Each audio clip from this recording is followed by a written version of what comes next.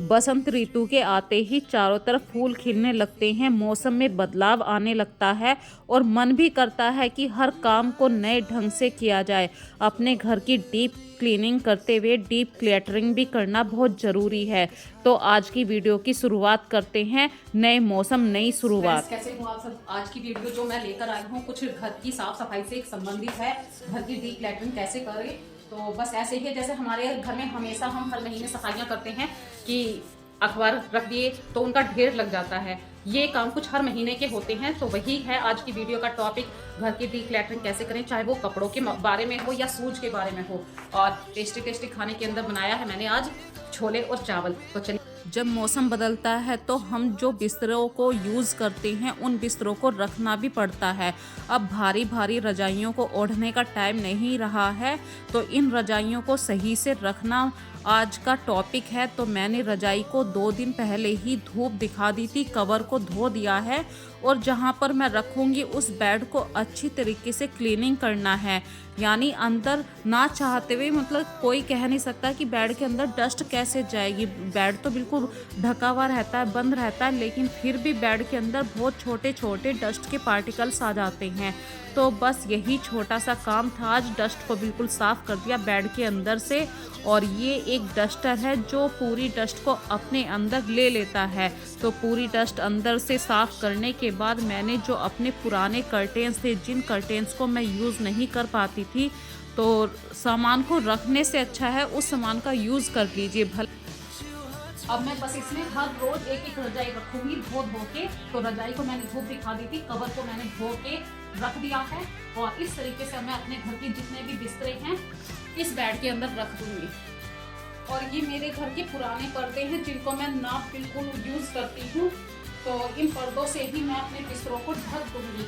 तो रोज एक एक रजाई इस तरीके से मैं आपको इसमें दिखाती रहूंगी, क्योंकि एकदम से तो कुछ भी काम नहीं होता है, कुछ ना कुछ तो टाइम लगता है। थोड़ा थोड़ा काम रोज करिए तो आपका घर भी अब संभालने में आ जाएगा। अब मैं आपके साथ शेयर कर रही हूँ जो हमारे घर में फालतू कपड़े हैं।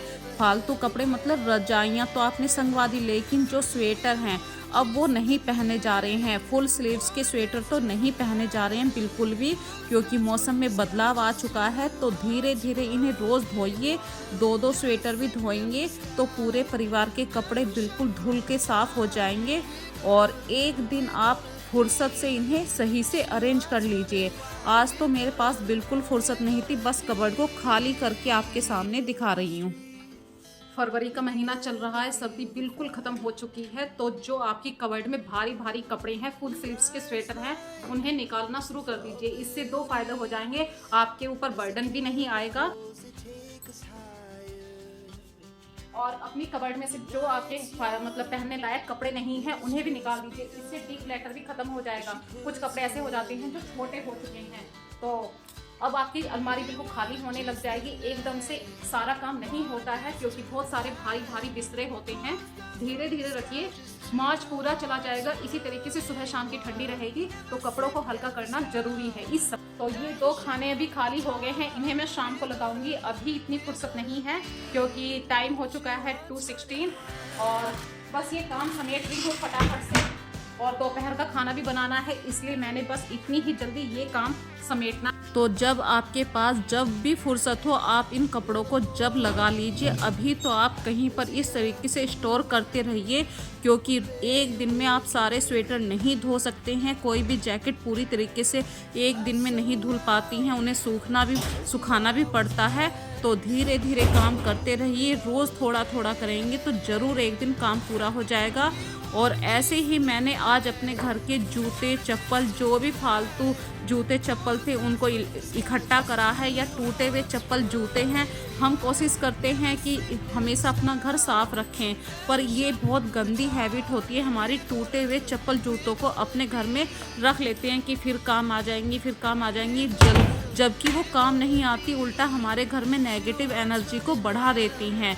तो हमारे घर में जितने भी चप्पल जूते हैं उन्हें टाइम टू टाइम आप चेक करते रहिए कि भाई इन्हें ये टूट गए हैं या यूज़ नहीं आ रहे तो आप किसी को दे दीजिए, क्योंकि रखा हुआ सामान भी बहुत तरीके से आपके घर में डिक्लटर को बढ़ाता है।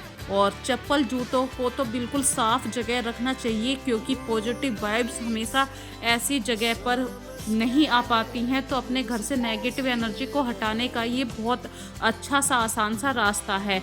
दूसरी बात आपके साथ शेयर कर रही हूँ, भाई अखबार या न्यूज़पेपर हम सबके घर में आते हैं, लेकिन इन न्यूज़पेपर को हम सिर्फ 4 या 5 दिन ही सही से रखते हैं।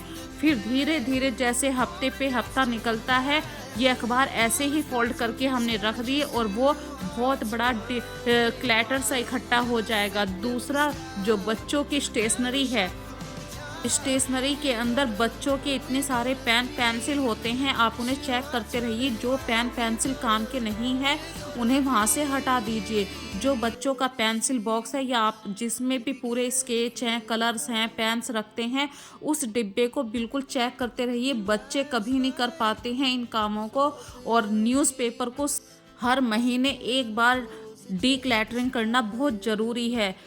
जो आपके घर के आसपास कबाड़ी वाले आते हैं, आप उनको ये रद्दी दे सकते हैं, क्योंकि घर में रखने से इन अखबारों को कुछ नहीं होने वाला, उल्टा आपका घर भारी हो जाएगा, भरा हुआ हो जाएगा, गंदगी इकट्ठी होनी शुरू हो जाएगी। और एक और बात, अक्सर हम लोग क्या काम करते हैं कि न्यूज़पेपर के पास ही कुछ ना कुछ ऐसा सामान रख देते हैं और वो हमारे माइंड से स्लिप हो जाता है। जब भी आप कबाड़ी वाले को सामान दें तो एक बार ये चेक ज़रूर कर लीजिए, जैसे कि मैं अभी आपके सामने चेक कर रही हूँ। फिर भी हमारे माइंड से स्लिप हो जाता है और कोई ना कोई इम्पोर्टेंट पेपर होता है, बच्चों की कॉपी होती है, वो रद्दी में ना चली जाए। तो इस बात का ध्यान रखने के लिए आपको रद्दी को भी एक बार चेक करना ज़रूरी है।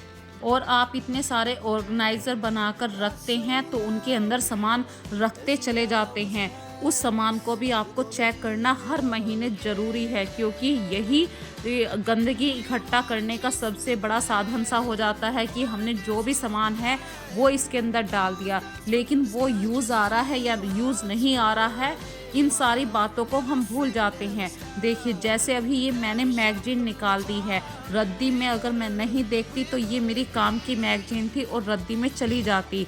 तो इस तरीके से आप सफाई तो करिए, पर सफाई करते हुए इन बातों का ध्यान रखिए कि क्या सामान मेरे लिए ज़रूरी है, क्या सामान ज़रूरी नहीं है।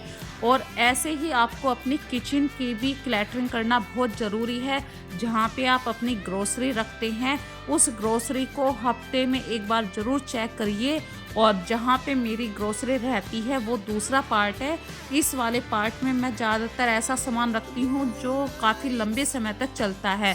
तो ये 2 पैकेट आए थे पिछली गर्मियों में, मतलब सर्दियाँ शुरू होने से पहले आ चुके थे, लेकिन मैंने यूज़ नहीं कर पाई। वो होता है ना कि एक पे एक गिफ्ट फ्री आता है, उसी लालच में मैं पड़ गई थी और ये दोनों गिफ्ट मेरे पास ऐसे ही आ गए थे और ये यूज़ भी नहीं हुए और इनकी एक्सपायरी हो गई। तो अपने खाने पीने के साथ अपनी दवाइयों के डिब्बों को भी हमेशा चेक करते रहिए। कुछ दवाइयाँ आप खा नहीं पाते हैं और उनकी एक्सपायरी हो जाती है, तो जहाँ पे आप अपनी दवाइयाँ रखते हैं उस डिब्बे का ध्यान रखना भी बहुत ज़रूरी है। जैसे हमारी किचन का पार्ट साफ़ होना ज़रूरी है, किचन के पार्ट्स को हम बिल्कुल डेली नीट एंड क्लीन करते हैं, वही काम हमें अपनी जो दवाइयों का डिब्बा है उसको भी नीट एंड क्लीन करना है, उसके साथ भी क्लैटरिंग करनी है। कोई एक्सपायरी वाली दवाई है तो आप तुरंत उसे वहाँ से हटा दीजिए। क्लैटरिंग के साथ याद आया, हमारे घर में जो हमारा कॉस्मेटिक वाला भाग होता है, हम कितनी सारी ऐसी चीज़ों को यूज़ नहीं कर पाते हैं, उनमें यदि लास्ट वाली तेल की शीशी है, उसमें लास्ट बूंदे हैं, तो हम उन बूंदों का यूज़ नहीं कर पाते हैं और नई बोतल को ओपन कर लेते हैं। तो ये काम जेंट्स तो बिल्कुल नहीं कर पाते हैं, वो अक्सर नई बोतल को यूज़ कर लेते हैं। लेकिन आप एक हाउस वाइफ हैं तो आपको थोड़ा सा अपने माइंड में ये याद रखना है कि ये बोतल, इसमें इतना तेल बचा है तो इसे दूसरी बोतल में रिफ़िल कर सकें। या आपकी बिंदियाँ हैं, वो कितनी बिंदियाँ पुरानी हो चुकी हैं, कोई ऐसी क्रीम है जिसकी एक्सपायरी हो गई है, नेल पेंट की एक्सपायरी हो गई है, इन थोड़ा थोड़ा सा सामान हमारे घर में रखा रहता है और हम नए सामान को यूज़ कर लेते हैं, तो हमारे घर में क्लैटर भरना निश्चित तय हो जाता है। तो अपने जो कॉस्मेटिक एरिया को हमेशा साफ़ करते रहिए। अब मैं अपनी वीडियो का लास्ट कर रही हूँ। आज मैं बस इतना ही कहना चाहती हूँ, बस अपना ध्यान रखिए, खुश रहिए। और यदि अभी तक आपने मेरे चैनल को सब्सक्राइब नहीं किया है तो प्लीज़ चैनल को सब्सक्राइब कीजिए और बेल आइकन को क्लिक करना मत भूलिए, ताकि अगली वीडियो का नोटिफिकेशन आपको जल्द से जल्द मिलता रहे। यदि इस वीडियो में आपको कोई भी बात अच्छी लगे तो एक लाइक ज़रूर कर दीजिए, क्योंकि आप लाइक करते हैं या कमेंट करते हैं तो मुझे एक नया मोटिवेशन मिलता है नई वीडियो को डालने के लिए। So take care friends, bye bye.